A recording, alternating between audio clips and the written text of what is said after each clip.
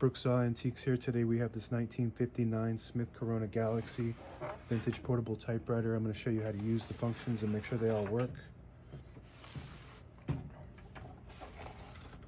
Very pretty red color, kind of rare. I don't think I've had one in this color before with this model. Up top is the adjustable paper guide that allows you to load the page in straight, and these are your margins above that, and I like to put them about 0 and 75, about the length of a page, and this is the paper support arm that flips up from the back.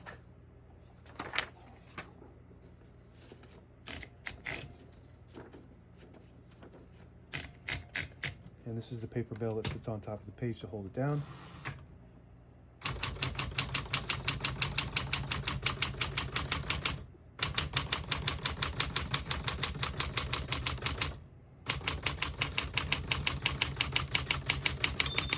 Once you hear the bell, you're at the end of the margin. You hit the line space, gets you back to the beginning, and skips 1, 2, or 3.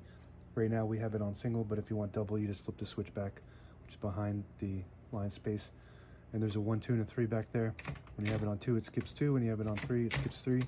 That works good. We're going to keep it on single and finish typing. As you can see, all the keys type nice and none of them skip or stick. I'll type a sentence on the next line.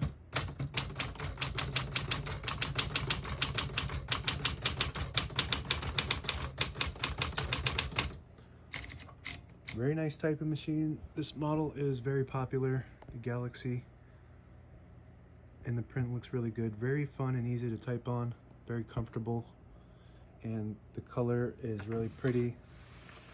This left side here looks like it's got some exposure from sunlight or something, causes it to lighten up a little bit. It's a little orangish on that side, but the rest of it is very pretty, nice paint.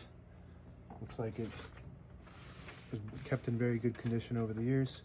To pull the page out easier, there's a switch on the right side here. You just flip it forward and it unlocks the rollers underneath the platen, allowing you to pull the page out easier, load thicker paper like carbon copy or cardstock. Make sure you flip that back before you load the next page or else it won't load correctly. And flip that down for now. Backspace on the top left, that works good.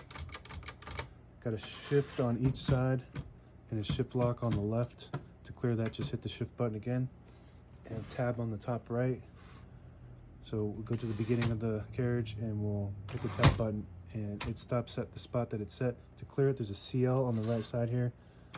We're going to clear that. Now we should have no tabs, so it goes all the way to the end. I like to keep a tab somewhere in the middle by hitting that set button, just so when you next time the tab button gets hit, it doesn't go slamming all the way to the end, causing wear and tear on your typewriter. And you can set as many tabs as you want on this model. MR right below the tab is margin release. So you get to the end of the margin and there's a locking mechanism that won't allow the keys to hit the platen and print, but if you hit the MR button, it will allow you to type past that block and finish the word at the end of the page. Open the hood. We got all the brand new ribbon is loaded on the left side, so it's pulling to the right. And if you want to switch that direction, there's a little switch where my thumb is here on the left side. If you push it down and towards the back, it'll start pulling to the left side. Push it up, it pulls to the right.